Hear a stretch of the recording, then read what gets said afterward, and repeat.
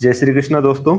आप सभी का स्वागत है नर्सिंग सक्सेस पॉइंट की ऑनलाइन क्लासेस में। आज अपने कुछ कम्युनिटी हेल्थ नर्सिंग के इंपॉर्टेंट क्वेश्चन देखेंगे जो एवरी एग्जाम के लिए इंपॉर्टेंट रहने वाले हैं। तो आज का अपना पहला क्वेश्चन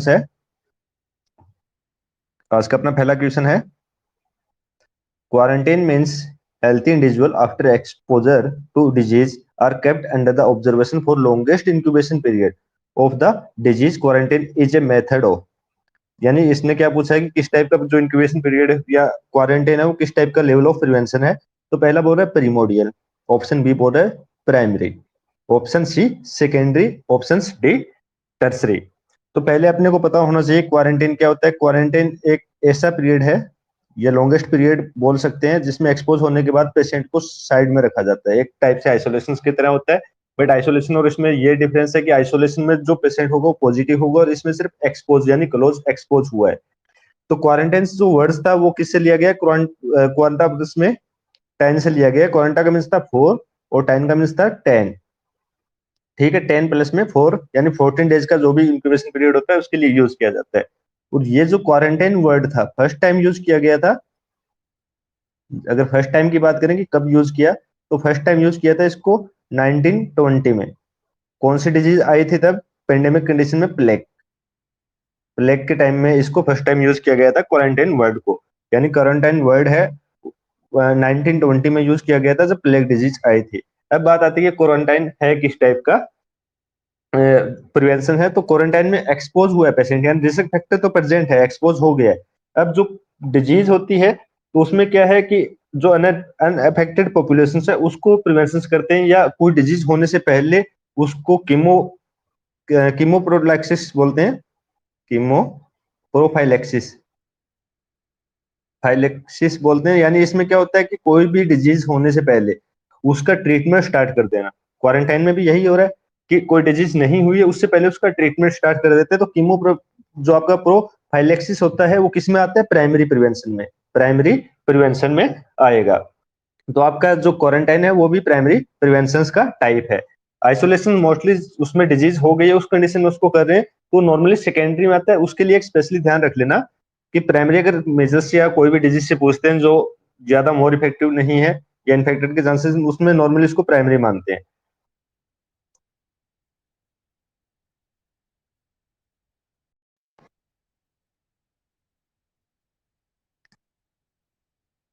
जय श्री कृष्णा दोस्तों, आप सभी का नर्सिंग सक्सेस पॉइंट की ऑनलाइन क्लासेस में स्वागत है। आज अपने कम्युनिटी हेल्थ नर्सिंग के कुछ इंपॉर्टेंट क्वेश्चन देखेंगे। लेवल ऑफ प्रिवेंशन पे अपना पहला क्वेश्चन है। लेवल ऑफ प्रिवेंशन पे अपना पहला क्वेश्चन है quarantine means healthy individual after exposure to disease are kept under the observation for the longest incubation period of the disease. Quarantine is term, यानी quarantine है वो कौन से लेवल का प्रिवेंशन है। तो ऑप्शन ए बोल रहा है प्रीमोडियल, ऑप्शन बी बोल रहा है प्राइमरी, ऑप्शन सी बोल रहा है सेकेंडरी और ऑप्शन सी डी बोल रहा है आपका टर्सरी। तो क्वारंटाइन वर्ड है वो सबसे पहले यूज किया गया था 1920 में। कौन सी डिजीज के लिए यूज किया गया था? प्लेग। प्लेग का जब आई, प्लेग के टाइम में इसको यूज किया गया था। क्वारंटाइन का अगर बात करते हैं तो क्वारंटाइन का मीन्स होता है नॉर्मली 14 डेज। क्वार्टर प्लस में 10 से लिया गया, क्वार्टर का मीन्स 4 और टाइम का मीन्स 10। तो 14 डेज का जो भी इंक्यूबेशन पीरियड है उसके लिए मोस्टली इसको यूज करते हैं। उसके बाद में प्रीमोडियस प्रिवेंशन और प्राइमरी प्रिवेंशन की बात करते हैं क्वारंटाइन में। या बात करूं सबसे पहले कि क्वारंटाइन क्या है। क्वारंटाइन में क्या करेंगे, अपने पेशेंट को साइड में रख दिया या आइसोलेट कर दिया एक टाइप से, जब वो एक्सपोज हो गया उस कंडीशन में, और उसका ट्रीटमेंट स्टार्ट कर देते हैं उसी एक्सपोजर के आधार पे। उसको बोलते हैं अपने कीमो प्रोफाइलेक्सिस, कीमो प्रोफाइलेक्सिस बोलते हैं। यानी कोई भी ट्रीटमेंट डिजीज के कांटेक्ट में आने के बाद में जब ट्रीटमेंट स्टार्ट किया जाता है तो कीमो प्रोफाइलेक्सिस आपका होता है प्राइमरी प्रिवेंशन। प्राइमरी प्रिवेंशन और प्राइमरी प्रिवेंशन में क्या आता है? इम्यूनाइजेशन, यानी इम्यूनाइजेशन आएगा वो प्राइमरी प्रिवेंशन होगा। और अदर्स जो भी इम्यूनाइजेशन हो गया, इन्वायरमेंटल मॉडिफिकेशन हो गया, न्यूट्रिशन इंटरवेंशन हो गया, लाइफस्टाइल हो गया, और health promotion by health education. Health promotion कर रहे हैं किसके द्वारा? अगर हेल्थ एजुकेशन के द्वारा, तो उस कंडीशन में। और प्री मॉड्यूल में आपका क्या होता है कि रिस्क फैक्टर डेवलप ही नहीं होते, इसमें रिस्क फैक्टर डेवलप हो गए हैं। ठीक है, सेकेंडरी प्रिवेंशन रिस्क फैक्टर के साथ में डिजीज शो हो रही है। और टर्सरी में अपने नेक्स्ट में देखेंगे। नेक्स्ट क्वेश्चन देखते हैं, यानी जो आपका क्वारंटाइन है वो किस में आने वाला है? प्राइमरी प्रिवेंशन में। नेक्स्ट क्वेश्चन कि oral administration of the vitamin A solutions periodically to the preschools and school children is example of. अब जो आपका ये है, ये एक टाइप का vitamin A prevention of the night blindness के लिए यूज करते हैं। विटामिन ए किसके लिए यूज करने वाले? Prevention of night blindness, night blindness के लिए इसको यूज करते हैं। तो ये क्या, जो पिछला क्वेश्चन था कि कीमोप्रोफाइलेक्सिस की तरह वर्क करेगा, ठीक है, कीमोप्रोफाइलेक्सिस की तरह वर्क करने वाला है। ये एक टाइप से इम्यूनाइजेशन बोल सकते हैं। तो आपका पहला प्रीमोडियल था। प्रीमोडियल में मैंने आपको बताया, जो आप नॉर्मली जब रिस्क फैक्टर डेवलप ही नहीं होते, स्पेशल अटेंशन होती है प्रिवेंशन ऑफ क्रोनिक डिजीज के लिए। जैसे कि हार्मफुल चीजों को अडॉप्ट नहीं करता है, नहीं करे, तो वो क्या आएगी? आपके प्रीमोडियल में आएगी। प्राइमरी में नॉर्मली क्या था, अगर बात करें action taken prior to onset of disease, कोई डिजीज होने से पहले एक्शन ले रहे हैं, तो विटामिन ए वाला जो आपका कीमोप्रोफाइलेक्सिस है वो किसमें आएगा? प्राइमरी प्रिवेंशन में, प्राइमरी प्रिवेंशन का टाइप रहेगा। नेक्स्ट देखते हैं कि mister Ramesh age 38 year is the diagnosed as a case of the rheumatic fever. कैसा है? रूमेटिक फीवर के साथ में physician recommended him injections penicillin every 2 week, it is an example of. यानी रमेश को क्या हो गया है? रूमेटिक फीवर हो गया, रूमेटिक फीवर का डायग्नोस हो गया है। अब अर्ली डायग्नोसिस एंड ट्रीटमेंट कौन से में आता है? अर्ली डायग्नोसिस एंड ट्रीटमेंट आएगा आपका सेकेंडरी में। अर्ली डायग्नोसिस एंड ट्रीटमेंट कौन से टाइप का प्रिवेंशन है? Secondary. Early diagnosis and treatment किस टाइप का प्रिवेंशन है? सेकेंडरी। उसके बाद में हेल्थ प्रोग्राम जो भी गवर्नमेंट चलाती है, मोस्टली हेल्थ प्रोग्राम्स आपके सेकेंडरी प्रिवेंशन में आते हैं।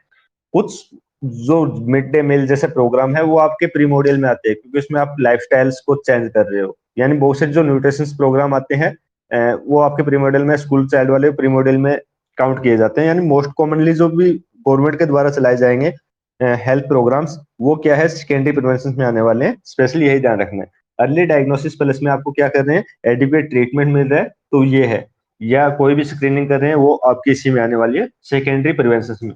यानी प्रोग्रेस ऑफ डिजीज को प्रिवेंट करेगा। ये क्या करता है? सेकेंडरी प्रोग्रेस ऑफ जो डिजीज है उसको प्रिवेंट करता है, यानी उससे बचाएगा।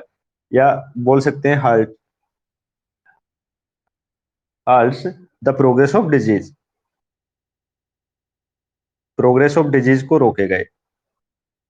प्रोग्रेस ऑफ अगर डिजीज रुक रही है ट्रीटमेंट अर्ली डायग्नोसिस से, तो वो सेकेंडरी का टाइप रहेगा। नेक्स्ट क्वेश्चन देखते हैं कि action which halts the progress of disease its it incipient stage and prevent complications. Prevent complications भी कर रहे हैं और उसकी जो स्टेज थी उसको भी रोक रहे हैं। कैसे? Heart the progress of disease. तो मैंने क्या कहा कि heart the progress of disease कौन से में आने वाला है? अभी बताया था सेकेंडरी प्रिवेंशन।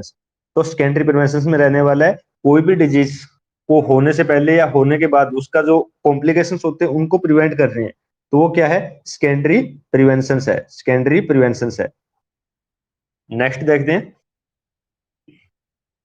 कि नॉट अलाउइंग द इमरजेंस या development of the risk factor it's self is the level of prevention. Not allowing क्या है? नॉट अलाउइंग इमरजेंस एंड या development of the risk factor, risk factor को develop ही नहीं होने दे रहे, तो कौन से टाइप का लेवल ऑफ प्रिवेंशन है? ऑप्शन ए बोल रहा है प्रीमोडियल, ऑप्शन बी बोल रहा है प्राइमरी, ऑप्शन सी बोल रहा है सेकेंडरी, और ऑप्शन डी बोल रहा है ट्रेसरी। तो यहाँ पे ध्यान रखना, अगर डेवलप नहीं हो रहे हैं, स्पेशल अटेंशन होती है prevention of the chronic disease, या कोई भी अडॉप्ट नहीं कर रहा है, जैसे मतलब जो रिस्क फैक्टर उसको अडॉप्ट नहीं कर रहा है, तो वो कौन से में आने वाला है? आपका प्रीमोडियल में। तो आपका राइट ऑप्शन रहेगा ए, प्रीमोडियल।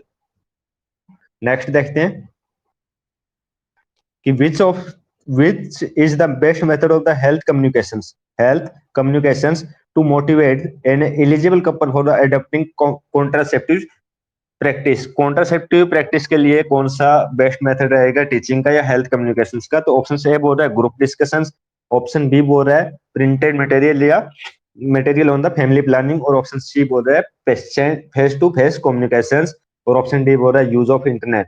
तो ग्रुप डिस्कशंस इसलिए बेस्ट नहीं है क्योंकि कुछ लोगों को जो गलती फील होती है, तो इसलिए इसको है कि 10 लोगों के बीच में बात सुनना या ऐसी बातें करना पसंद नहीं करते, तो group discussion is the not best method. किसके लिए? कॉन्ट्रासेप्टिव के लिए।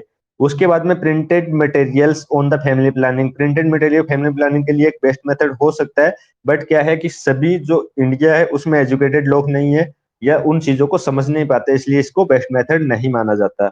उसके बाद में आता है use of internet. Use of internet से सभी जो इंडिया की अगर बात करते हैं तो यूज ऑफ इंटरनेट नहीं कर रहे, तो जो बेस्ट मेथड रहता है फेस टू फेस कम्युनिकेशंस का। फेस टू फेस कम्युनिकेशंस होता है मोटिवेट करने के लिए, जो कपल्स है एडॉप्टिंग कॉन्ट्रासेप्टिव प्रैक्टिस के लिए आ रहे हैं, एलिजिबल है, उनको अगर मोटिवेट कर रहे हैं तो उसमें फेस टू फेस कम्युनिकेशन है वो बेस्ट मेथड है। नेक्स्ट क्वेश्चन देखते हैं।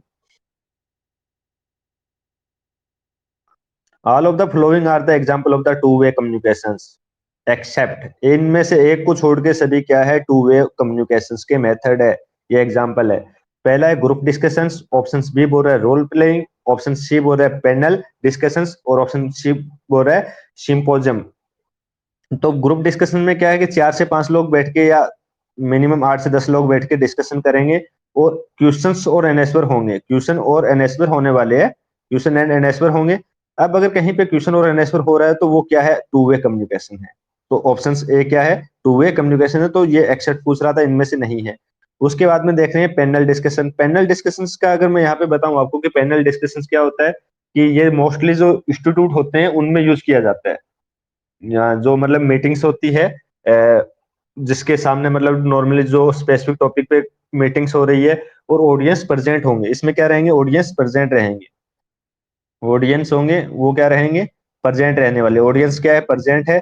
और एक मीटिंग है या कॉन्फ्रेंस है जिसमें आपकी आपके जो ऑडियंस है वो प्रेजेंट और वो क्वेश्चन भी कर सकते हैं, ठीक है। यानी ग्रुप ऑफ पर्सन फॉर्मिंग मतलब करेगा पैनल और स्पेसिफिक टॉपिक के लिए रहने वाला है। उसके बाद में बात करते हैं आपका सिंपोजियम में। सिंपोजियम में क्या रहता है कि ये भी एक टाइप का ग्रुप या पैनल डिस्कशन है। इसमें क्या रहेगा, जो एकेडमिक जो एकेडमिक लोग होते हैं या स्पेशल जो पर्सन होते हैं, एकेडमिक या मतलब एकेडमिक इंस्टीट्यूट में इसको यूज किया जाता है, इंस्टीट्यूट में इसको यूज किया जाता है, या जो स्पेशल पर्सन होते हैं, जो स्पेशल पर्सन होते हैं वही इसको ज्वाइन करते हैं, यानी जो मीटिंग्स होती है। जैसे अभी एक एग्जांपल देता हूँ इसका, कि कोविड में मीटिंग हो रही है सीएम की, तो उनमें जो सीएम है वही आपस में डिस्कशन कर रहे हैं, अदर पॉपुलेशंस या अदर जो भी देश की जनता है वो उस पर सवाल या क्वेश्चंस नहीं कर सकती लाइव में। पर पैनल डिस्कशन में सभी के सामने होने वाला है, ऑडियंस उसमें प्रेजेंट रहेंगे, जो नॉर्मल पर्सन होंगे उनके भी क्वेश्चन आने वाले हैं। तो ये क्या है, आपका टू ऑडियंस है, वो भी आपका टू वे कम्युनिकेशन है, और ये भी आपका टू टू वे कम्युनिकेशन है, क्योंकि इसमें एकेडमिक इंडिविजुअल रहते हैं एक पैनल डिस्कशन की तरह। अब बात आती है रोल प्लेइंग की। रोल प्लेइंग क्या आपका सिंगल वे कम्युनिकेशन है। इसमें क्या रहेगा, एग्जाम्पल बताता हूँ। टीचिंग में जब जो टीचर्स होता है मूवमेंट करके बता रहा है, बॉडी मूवमेंट से कुछ रोल प्ले कर रहा है, वो क्या है आपका सिंगल वे कम्युनिकेशन है। यानी उसको वो दोबारा या दूसरा कोई जो भी स्टूडेंट होगा वो करके नहीं बता पाएगा, तो जो समझाने का उसका तरीका होगा टीचर्स का, वो क्या एक रोल प्लेइंग है अपनी बॉडी मूवमेंट के द्वारा। नेक्स्ट क्वेश्चन देखते हैं कि human placenta after the delivery is dispose in which of the colour bag. Human placenta को किस में डिस्पोज करते हैं, ह्यूमन प्लेसेंटा को किस में डिस्पोज करते हैं। पहला है placing in a black bag and autoclaving, placing in the, option B बोल रहा है placing in the blue bag and microwaving, और ऑप्शन सी बोल रहा है placing in the red bag and chemical disinfectant, और ऑप्शन डी बोल रहा है placing in the yellow bag and incineration. तो आपका राइट आंसर जो बॉडी पार्ट्स होते हैं एम्पुटेशन के बाद में वो आपके येलो बैग में जाएंगे। उसके बाद में येलो में जाता है आपका बर्ड बर्ड बैग होगी, वो किस में जाएगी, येलो में जाएगी, ठीक है। और जो भी इन्फेक्टेड मटेरियल है, ड्रेसिंग हो गया, इन्फेक्टेड मटेरियल, मटेरियल में ध्यान रखना, इन्फेक्टेड मटेरियल में जो आपके गाउन्स या गोज फीस या ड्रेसिंग, वो आपकी येलो में जाने वाले हैं, ठीक है। ड्रेसिंग से जो है वो येलो में जाएगा, और आपका बर्ड बैग है वो भी येलो में जाने वाला है। उसके बाद में नेक्स्ट देखते हैं कि plastic coding of the bag to dispose sharp wastage. Sharp wastage को डिस्पोज करने के लिए कौन सा कलर का यूज करेंगे बैग। तो पहला बोल रहे हैं ब्लैक, ऑप्शन बी बोल रहा है ब्लू, ऑप्शन सी बोल रहा है येलो, और ऑप्शन डी आपका रेड। तो ब्लैक होता है नॉर्मल जो हॉस्पिटल का जो होता है वेस्ट प्रोडक्ट होते हैं उनको लिए, जैसे कि सब्जी या कुछ और पेपर्स उनके लिए यूज करते हैं नॉर्मली, ठीक है। उसमें भी अभी अलग अलग डिफरेंस हो गया कि गीला कौन से में डालने वाले हैं, जो आपका गीला होगा वो कौन से ग्रीन में जाएगा, और एक जो ब्लू अलग से रहेगा सूखे के लिए, तो उसमें भी अभी डिफरेंस हो गया है। तो नॉर्मली ये जो नॉर्मल जो भी आपके प्रोडक्ट थे, कचरा वगैरह, उसके लिए यूज करते हैं ब्लैक को। बात आ रही है डिस्पोज सारप, सारप करते हैं या तो ब्लू या व्हाइट। और ये भी क्या होते हैं, एक जो अ, सारे प्रूफ होता है इसमें, मतलब जो सारे वेस्टेज होते हैं ब्लू या व्हाइट में जाते हैं। येलो में मैंने अभी आपको बताया था कि जो भी होता है बर्ड बैग का बताया था, और उसके बाद में आपको सेकंड बताया था मैंने इन्फेक्टेड मटेरियल्स, या ड्रेसिंग बोल सकते हैं। इन्फेक्टेड जो भी मटेरियल था, ड्रेसिंग का जो भी इंस्ट्रूमेंट था वो, और बॉडी ऑर्गन, जो भी बॉडी ऑर्गन था वो किस में जाने वाला है, इसमें जाएगा डिस्पोज करने के बाद में। रेड में आपका जो प्लास्टिक के चीजें होगी, जो भी प्लास्टिक होगा, या बोल सकते हैं प्लास्टिक में जैसे syringe, syringe, IV set, IV set, urine bag, urine bag खाली होगी वो जाएगी यूरिन बैग। ये चीजें किसमें जाने वाली है, आपकी रेड में। और यहाँ पे एक और ध्यान रखना कि अभी जो न्यू लॉन्च हुआ है दिल्ली एम्स का, जो कोविड के लिए स्पेशली, तो उसमें आपको अलग अलग से रेड बिन दी हुई है, रेड फर्स्ट, रेड सेकंड और रेड थर्ड। मतलब उनमें सिर्फ 3 डस्टबिन फिक्स की है, वो रेड कलर की है। तो उसी में आप मास्क और वो डाल रहे हैं। अगर नॉर्मली आपसे पूछा जाता है कि मास्क को किस में डाला जाएगा, मास्क और कैप को पहले नॉर्मली ब्लैक में डिस्कार्ड कर देते, बट अभी इसमें करते हैं येलो में, क्योंकि वो मोर इन्फेक्टेड है। तो मास्क भी आपका येलो में जाएगा, मास्क और कैप। और शू कवर है प्लास्टिक के, और अभी जो इन्फेक्शन की वजह से है, तो जो शू कवर होते हैं वो आपके येलो में जाते हैं। अगर रेड नहीं दिया होता है मास्क और कैप के लिए, जो आपका मैंने बताया कि दिल्ली एम्स ने भी कुछ न्यू गाइडलाइन स्टार्ट की थी कोविड के चलते, तो उसमें आपका सिर्फ और सिर्फ रेड को, रेड फर्स्ट और रेड सेकंड ऐसा करके कुछ डिवाइडेड किया गया, कि रेड को ही डिवाइड किया, रेड फर्स्ट है, रेड सेकंड है, और रेड थर्ड डस्टबिन उन्होंने बनाई है। तो वो गाइडलाइंस अपने बाद में पढ़ेंगे। अगर नहीं आता है, रेड ऑप्शन में नहीं है, या रेड डायरेक्ट दे रखा है, तो उस कंडीशन में आपका येलो जाएगा, किसके लिए, मास्क और कैप के लिए। नेक्स्ट देखते हैं कि colour coding. Next, colour coding of the bag to dispose sharp waste. Sharp waste को डिस्पोज करने के लिए मैंने अभी बताया कि सारप किस में कर रहे हैं, ब्लू में। ये क्वेश्चन रिपीट हो गया है, ब्लू में डिस्पोज करने वाले कलर कोडिंग के लिए, ब्लू या व्हाइट। उसके बाद में yellow plastic bag containing human anatomical wastage are the treat by. Human, जो भी येलो प्लास्टिक बैग्स जो होती है, उसको आप क्या करोगे, कैसे ट्रीट करोगे, या कैसे उनको ट्रीट करते हैं या डिस्कार्ड करते हैं बाद में, कलेक्शन के बाद में। ऑप्शन ए क्या बोल रहा है, इंक्रेशंस, इंक्रेशंस, और ऑप्शन बी बोल रहा है ऑटोक्लेविंग, ऑप्शन सी बोल रहा है केमिकल डिसइंफेक्शन, और ऑप्शन डी बोल रहा है सिक्योर्ड लैंडफिल। सिक्योर्ड लैंडफिल का मीन्स होता है कि जमीन में एक गड्ढा बना के उसको दबा देना। केमिकल डिसइंफेक्शन में कुछ जो मटेरियल्स होते हैं उनको क्लीन किया जाता है, जैसे कि आपका केमिकल डिसइंफेक्शन का अगर बात करता हूँ, तो जो एंडोस्कोप होता है, एंडोस्कोप होता है उसको हाइपो से क्लीन करते हैं, 2% हाइपो, हाइपोक्लोराइड से क्लीन करते हैं, क्लोराइड से क्लीन करते हैं, ठीक है। और कुछ अदर्स होते हैं उनको भी आप उससे हाइपो से क्लीन कर सकते हैं। तो ये क्या आपका केमिकल डिसइंफेक्शन। ऑटोक्लेविंग में जैसे जो इंस्ट्रूमेंट्स होते हैं, इंस्ट्रूमेंट्स जो यूज करते हैं, इंस्ट्रूमेंट्स की बात कर रहा हूँ, जैसे कि आर्टरी हो गई, आर्टरी हो गई, स्पंज होल्डर हो गया, वो चीज किसमें, ऑटोक्लेविंग में जाने वाली है। अब बात रहेगी इंक्रेशन। इंक्रेशन का मीन्स क्या होता है, एक टाइप से बर्निंग, जलाना। जो भी येलो का होता है उसका बेस्ट ट्रीट करते हैं इनक्रेशन से, ठीक है। इनक्रेशन यानी उसको बर्निंग वाले पॉइंट्स पे लेके जलाएंगे। एक अलग से बायोमेडिकल वेस्ट मैनेजमेंट का डिपार्टमेंट होता है, वो ये वर्क करने वाला है। नेक्स्ट क्वेश्चन देखते हैं, colour coding bag in the hospital to dispose human anatomical. ये भी आपका क्वेश्चन वापस रिपीट हो गया है। ह्यूमन एनाटोमिकल वेस्टेज को कहाँ पे डिस्कार्ड करते हैं, येलो में। ह्यूमन एनाटॉमिकल वेस्टेज को कहाँ पे, येलो में करेंगे। ब्लैक में मैंने आपको बता दिया था, orange normally use, orange use नहीं करते हॉस्पिटल कोडिंग में। तो आपका येलो में जाएगा ह्यूमन एनाटॉमिकल वेस्टेज। उसके बाद नेक्स्ट देखते हैं कि coliform test is done to assess.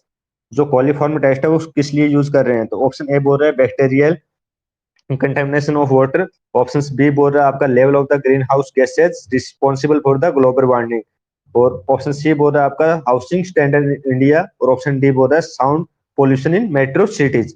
तो इसका जो राइट आंसर रहेगा 13 का, वो रहने वाला आपका बैक्टीरियल कंटामिनेशन को चेक करने के लिए, ऑफ वाटर को चेक करने के लिए, एसेस करने के लिए अपने क्या करते हैं, कोलिफॉर्म टेस्ट करते हैं। ठीक है, तो कोलिफॉर्म टेस्ट का क्वेश्चन कई बार रिपीट हो गया, स्पेशली ध्यान करना। बैक्टीरियल कंटामिनेशन को चेक करने, बैक्टीरियल कंटामिनेशन ऑफ वाटर को एसेस करने के लिए अपने कोलिफॉर्म टेस्ट है वो करते हैं। नेक्स्ट क्वेश्चन है temporary hardness of the water is due to. Option A बोल रहा है कैल्शियम बाइकार्बोनेट। क्वेश्चन क्या पूछा गया, टेम्परेरी हार्डनेस ऑफ वाटर पूछा गया, किसकी वजह से। तो ऑप्शन ए बोल रहा है कैल्शियम कार्बोनेट, ऑप्शन बी बोल रहा है magnesium carbonate, magnesium bicarbonate, option C बोल रहा है कैल्शियम सल्फेट, और ऑप्शन डी बोल रहा है, ऑप्शन डी बोल रहा है आपका both A and B. Calcium यानी टेम्परेरी जो हार्डनेस होती है, टेम्परेरी हार्डनेस होती है कार्बोनेट्स की वजह से, वाटर के जो कार्बोनेट्स होते हैं उसकी वजह से क्या आएगा, टेम्परेरी हार्डनेस आती है कार्बोनेट्स की वजह से जो वाटर में आने वाली है। तो कार्बोनेट्स, कैल्शियम कार्बोनेट्स भी हार्डनेस करेगा, और मैग्नीशियम हार्ड जो बाइकार्बोनेट्स है वो भी आपका हार्डनेस करेगा। तो आपका राइट आंसर क्या जाने वाला है, ऑप्शन डी। ऑप्शन डी क्या होगा आपका राइट आंसर रहेगा। उसके बाद में कि orthotolidine test is done to measure, किस चीज को मेजर करने के लिए करने वाले हैं। तो पहला ऑप्शन आ रहा है the level of the residual and combined chlorine in water, option B बोल रहा है the number of the coliform organism in water, और ऑप्शन सी बोल रहा है acceptable noise level in the hospital ward, और ऑप्शन डी बोल रहा है वुमेन डेवलपमेंट इंडेक्स। तो आपका इसका राइट आंसर रहेगा कि जो रेजिडुअल वॉल्यूम्स होती है, level of residual volume and combined chlorine in water को असेस या मेजर करने के लिए अपने क्या करते हैं, ऑर्थलिन टेस्ट करते हैं। ठीक है, तो आपका ऑप्शन ए रहेगा वो राइट रहेगा। और आज के लिए अपने जो इतने इंपॉर्टेंट क्वेश्चन अपने देखे हैं, तो आप सभी का धन्यवाद। आप सभी ने अगर ये पूरा वीडियो देखा है, और अगर वीडियो अच्छा लगा हो तो हमारे चैनल को सब्सक्राइब कर देना, और एक शेयर जरूर कर देना। ओके सर, थैंक यू सभी को, सभी दोस्तों को जिन्होंने अभी तक देखा है, उन सभी का तहे दिल से धन्यवाद, एंड थैंक यू अगेन।